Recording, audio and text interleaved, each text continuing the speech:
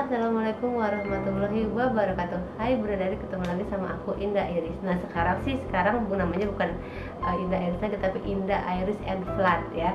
Nah yang udah ngikutin Instagram aku pasti sudah banyak yang tahu ini isinya apa. Ya ini itu isinya asinya baby flat. Nah sekarang di video kali ini itu aku akan mengajak teman-teman semua untuk ikutan membereskan isi asi ini, isi kulkas ini yang sangat berantakan. Kita buka ya. Ini dia. Wow, berat kan?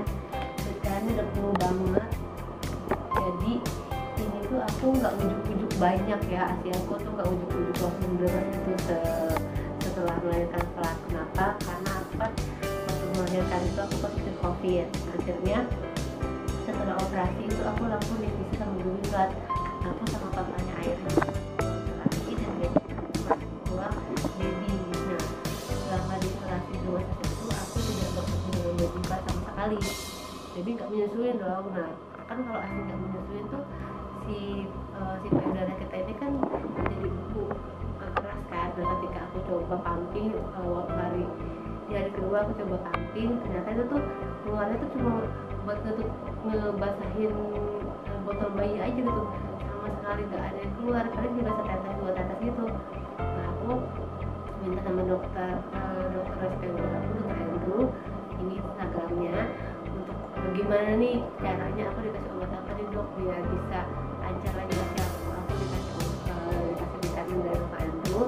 Terus aku juga melakukan pijat laktasi setiap hari selama 30 hari setelah aku keluar dari isolasi. Nah ini sekarang aku sambil beres-beres ya. Ini aku karena aku mau beresin ini tuh ya, dan ini udah jebol banget. Yang tadinya tuh aku susun berwarna, tapi karena udah saking penuhnya setiap kali pumping kita balik tengah malam udah aja aku harus switch. Ini aku tadinya teman-teman buat beres-beres. Nah ini tuh yang masih baru banget, ini hari ini nih. Sebelum terlalu nah di sini ya, di sini.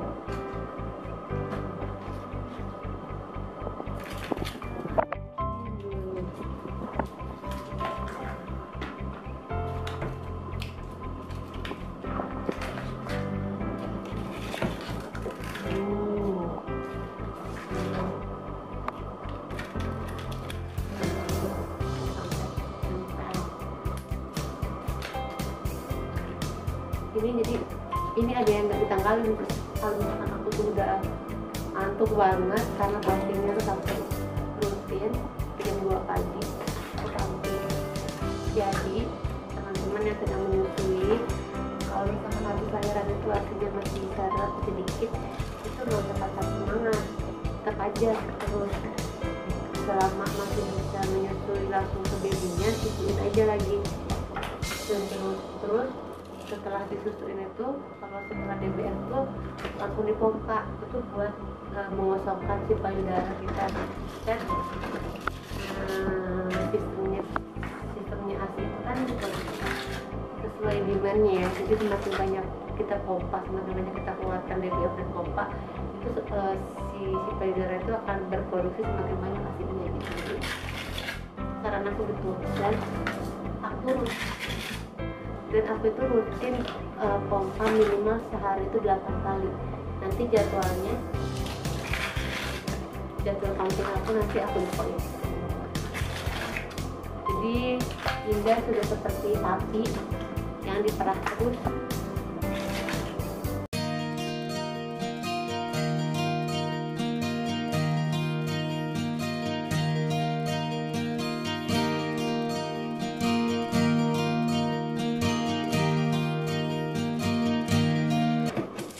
Nah, teman-teman tetap harus, kalau aku walaupun biasanya itu makan sayur sekebon, makan sayur yang banyak, terus bervitamin lah, makan makanannya itu, terus minum airnya tuh aku benar-benar banyak, sehari tuh bisa 5 liter kayaknya, karena aku seminggu itu galon di rumah aku tuh habis 3 galon aku, 3 galon dalam 1 minggu.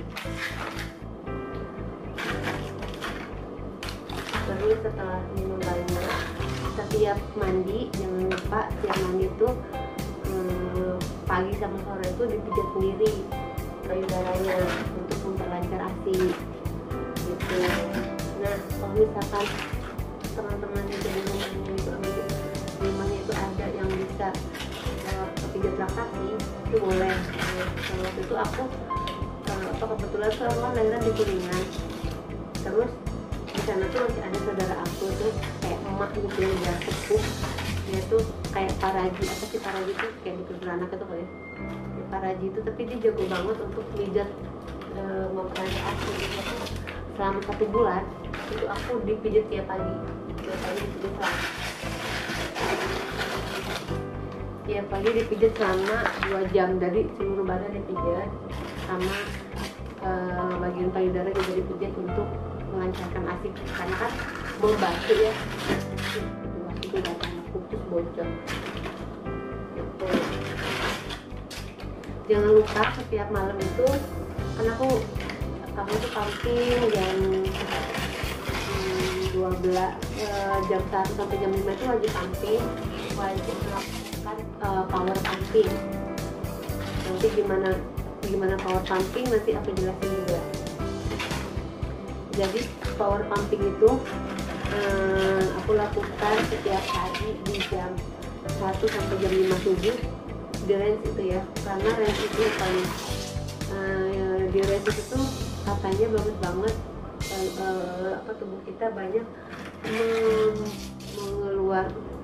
mengeluarkan prolaktin apa ya, yang bikin produksi ASI itu semakin banyak.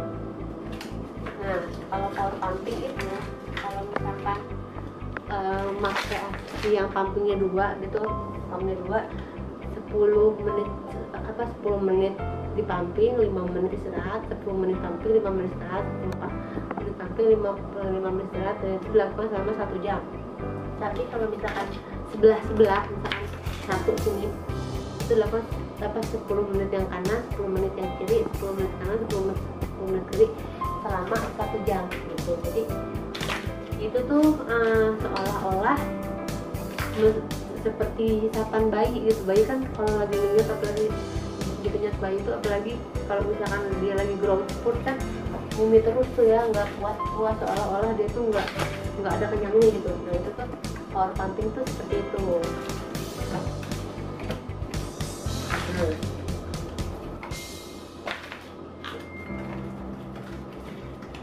Nah, teman-teman aku juga suka banyak yang nanya tuh setelah aku upload di Instagram dan di WhatsApp, gimana caranya Indah, apakah itu dari lahir Bebifat udah banyak ASI-nya? Jawabannya bilang enggak.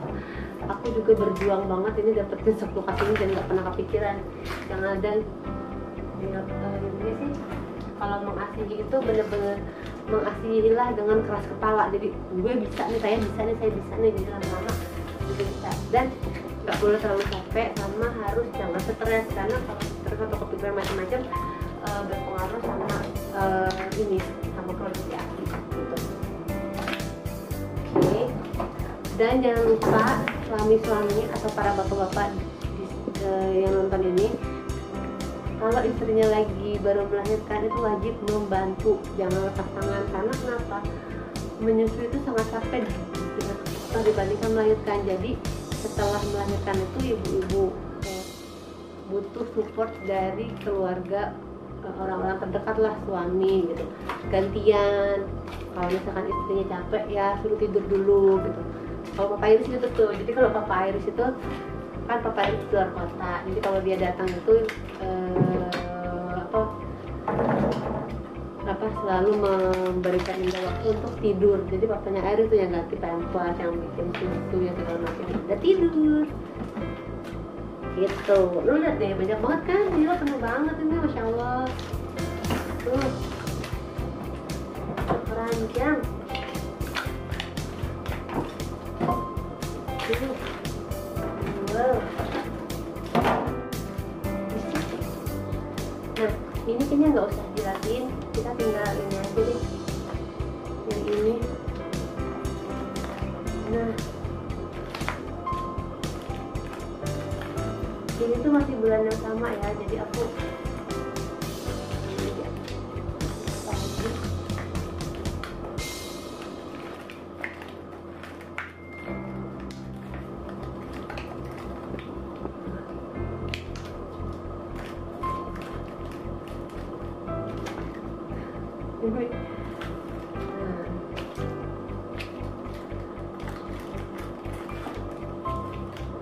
booster ASI itu aku waktu awal-awal tuh minum makan daun katuk, aku dibikin ya, selalu tuh dibikin Mimi daun katuk, terus minum kunyit, bikin sendiri kunyitnya, minum aja. Karena kan aku juga waktu habis lahiran kan COVID ya, jadi segala rempah-rempahan tuh diminum. Sama biar memperkering si bekas sesame itu aku minum air rebusan daun jinahong. Nah nggak tahu tuh di tempat lain namanya sama apa enggak daun jinahong ini.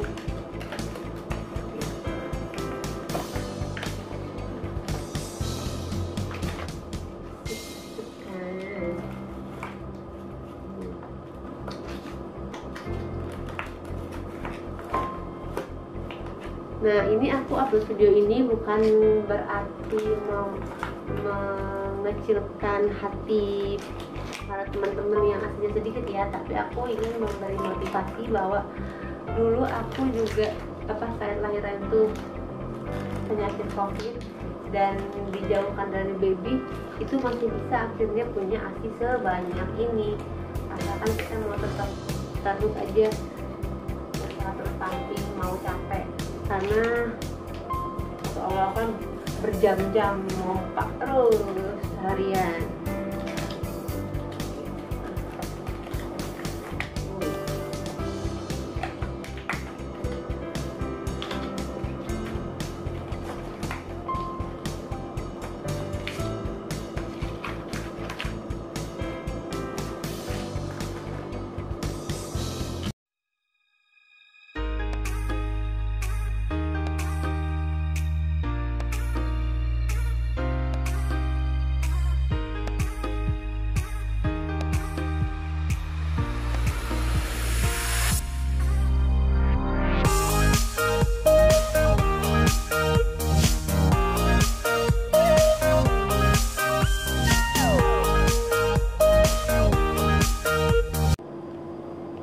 Kalau untuk teman-teman yang masih bisa DBF itu gak apa-apa, DBF aja, pokoknya tetap perbanyak minumin bayinya langsung.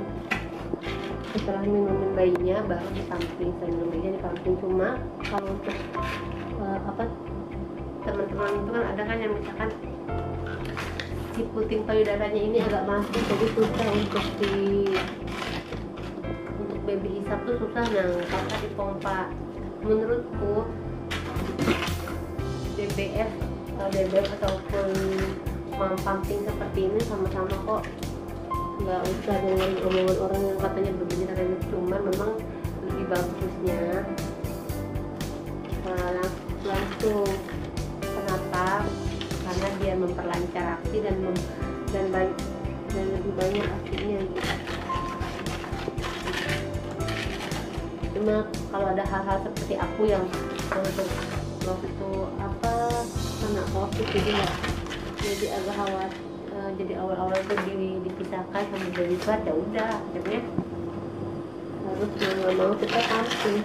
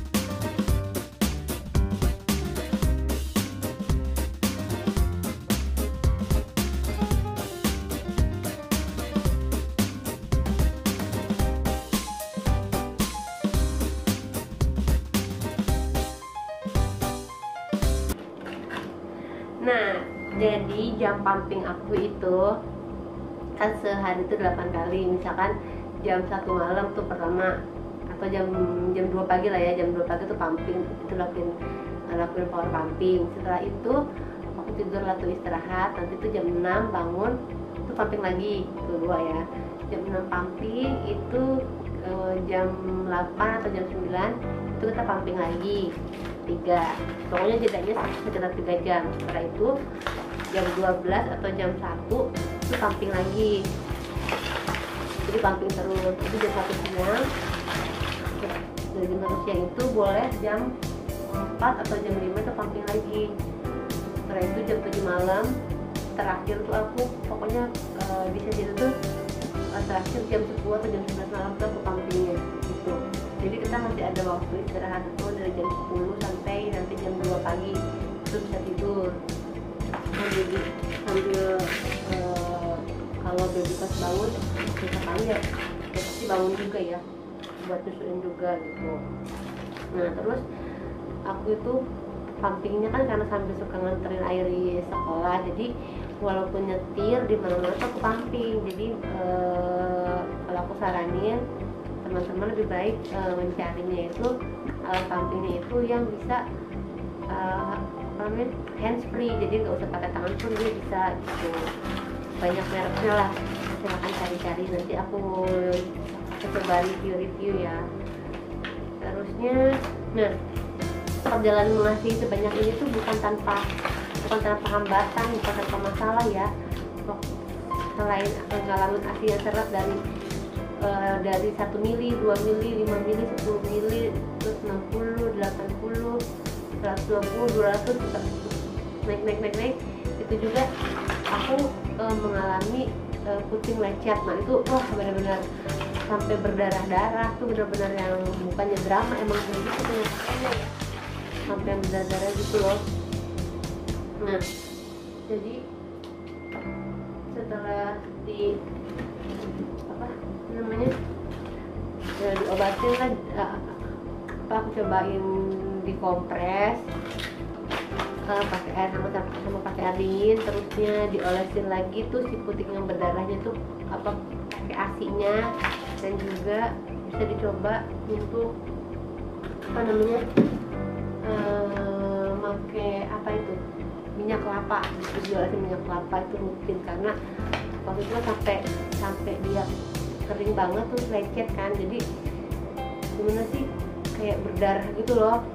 Terus aku pernah juga saking gak enaknya tuh ada gak nyamannya pakai BH-nya, jadi dia langsung nempel gitu loh. Nah ini penting banget, jadi buat bisu itu bener-bener wajib cari BH yang nyaman dan lembut. Kalau aku ngalamin tuh ada BH-nya tuh yang kasar, jadi bener-bener sakit. Nah kalau udah puting sakit itu dia akan ngaruh ke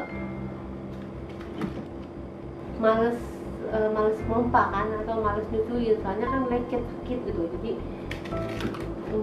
makanya aku selalu bilang jangan sampai puting itu lecet, karena katanya juga mengasihi itu harus tidak sakit, tapi pada kenyataannya memang sakit gitu. Dan udah semua, gimana ya, susah.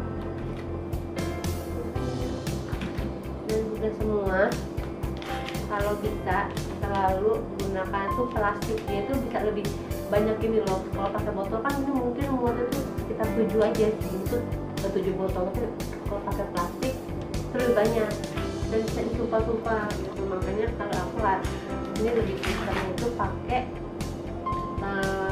plastik, cuma aku juga tetap pakai botol. Biasanya pakai botol itu yang mau diminum setelah hari ini itu aku pakai botol, karena dia bisa biar irit kan. Kalau pakai botol kan habis diminum dicuci, jadi kalau pakai ini sayang lah, udah dibuang. Soalnya kan kemasan plastik ini hanya bisa dipakai sekali pakai, jangan dibuat berulang ya, nggak boleh.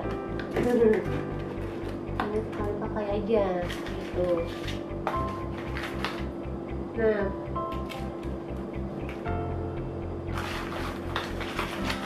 anak tuh kalau misalkan melakukan perjalanan jauh ya, ini yang ribetnya punya stok AC ini.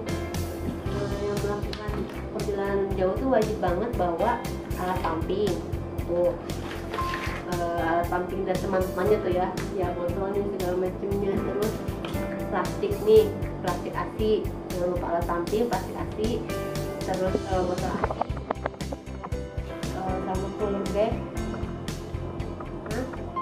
sama jangan lupa juga wajib bawa spidol, terusnya sama wajib bawa si ice gel. Nah, terus kalau aku itu males banget beli lagi ya, jadi manfaatin styrofoam kotak. Kalau aku lagi mau ke Bandung itu ke neneknya Iris, bawa styrofoam kotak, diisi aja tuh si ice gel. Jadi nanti ketika nabung asin di rumah neneknya Iris tuh, aku pompa masukin ke freezernya.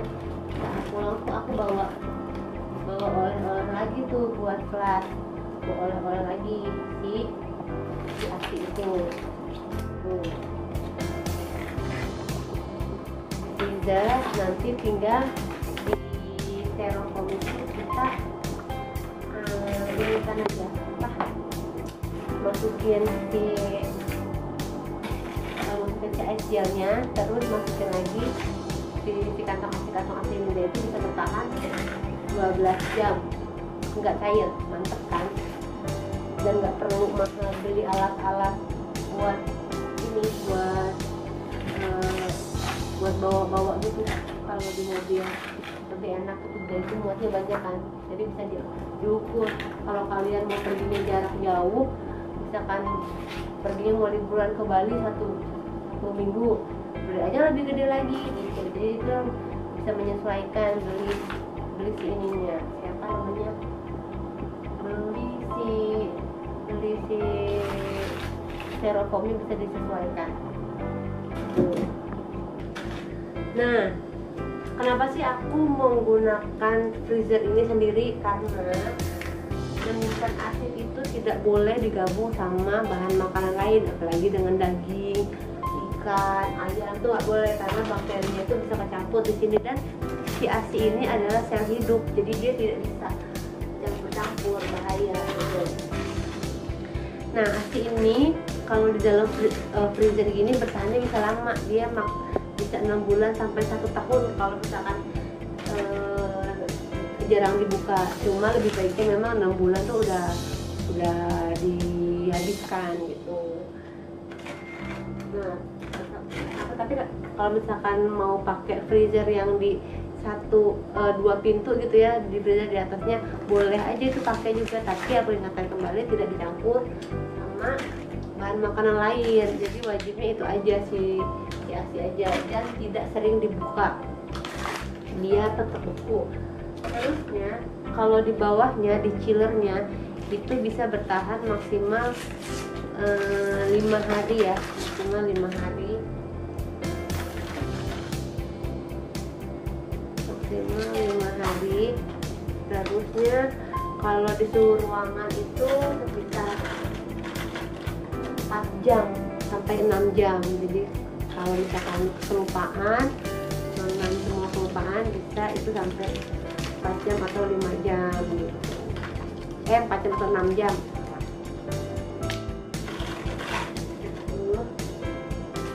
Nah, aku selalu mengingatkan bahwa lebih baik baby itu menyusui langsung dari ibunya,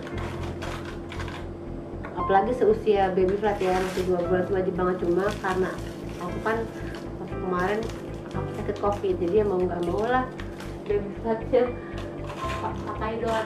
Khawatirnya kalau pakai dot adalah bingung puting, jadi baby tidak mau lagi menyusu. Boleh kalau mau pakai ASI boleh pakai sendok atau pakai pipet atau juga pakai apa namanya cup feeder, atau juga bisa pakai spoon apa khusus bayi gitu loh, spoon feeder boleh juga. Baby kan juga aku cobain segala macam. Nah, nanti di next video lah ya, aku akan bahas tentang bingung puting gitu.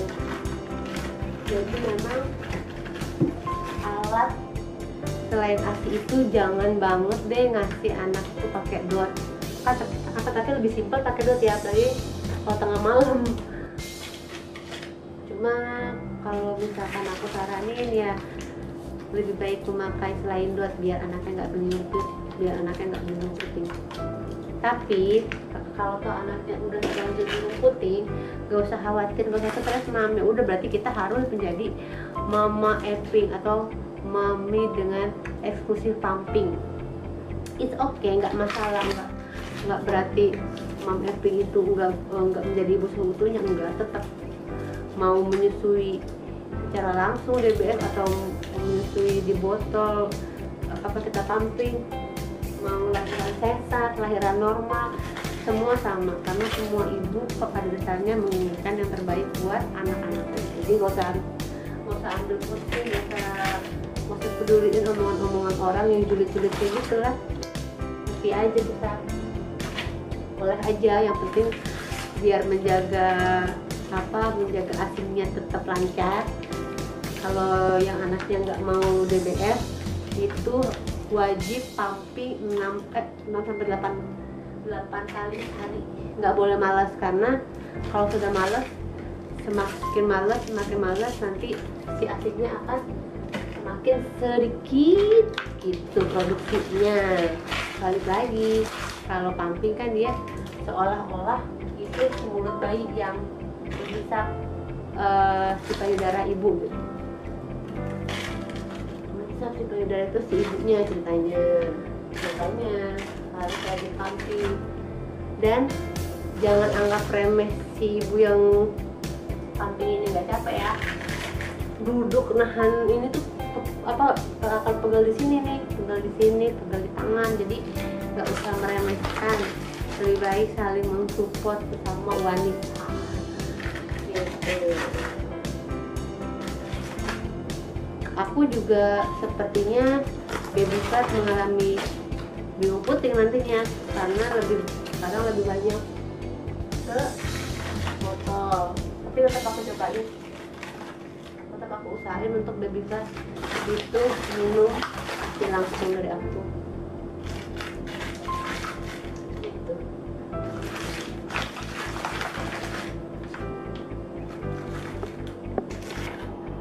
Biasanya aku itu ngasih baby fat itu ASInya ya conditional aja sih. Kalau baby fatnya lagi nggak telat menyusuinya, aku kasih ASInya tuh ASI fresh. Jadi aku pompa, kalau ada stoknya di chiller, aku ada lagi satu kulkas yang khusus untuk baby fat minum gitu kan, jadi dari sini. Jadi aku kasih dari ASI fresh. Tapi kalau misalkan itu kalau lagi buru-buru, cuma kalau lagi nggak buru-buru jangan ambil stok di sini boleh. Cuma aku usahain memang ASI fresh gitu. Jadi biar hari itu baby fat itu meminum ASI yang paling baru gitu. Tapi itu kondisional ya. Kalau misalkan babynya mami mau dikasih stok ASI juga nggak masalah. Cuma kan kalau stok ASI ini kan harus ada jeda waktu untuk dihangatkan ya. Jadi kalau lagi buru-buru tuh baby kan suka ngambek. Ya udah aku kasihnya yang stok aja ya, stok di chiller aja yang hari itu baru dipumping. Dan kalau selama baby flat mau menyusui langsung sama aku usahain sih menyusui langsung gitu, biar dia nggak menyusutin juga.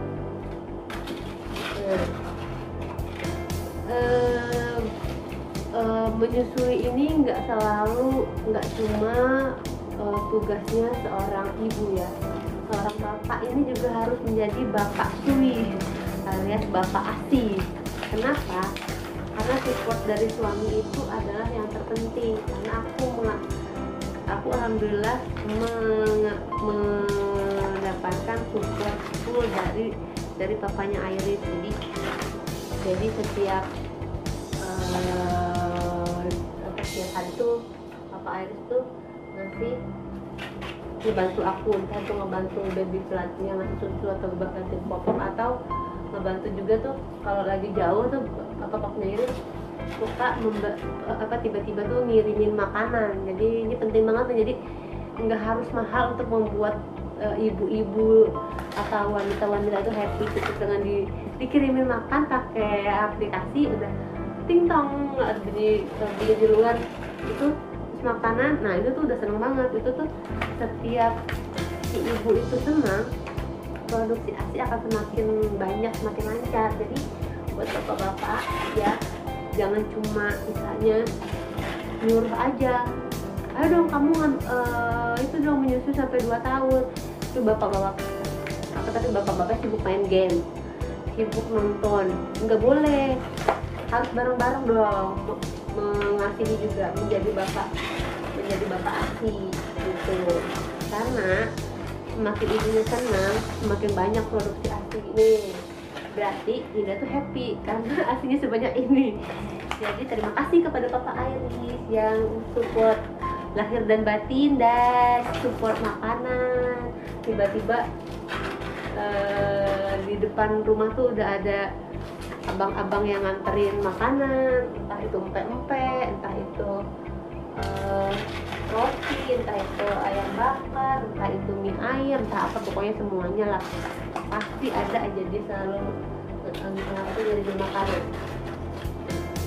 Nah, jadi support suami itu nggak harus dekat, jauh pun bisa, dan nggak LDR itu nggak jadi masalah selama si pasangan itu paham akan kebutuhan masing-masing si pasangannya. Percuma kalau misalkan suaminya dekat tiap hari ketemu, tapi suaminya sibuk main game, sibuk main sama teman-temannya, sibuk keluar, nggak memperhatikan keluarga, nggak memperhatikan anak istri. Boleh ya, dosa guys.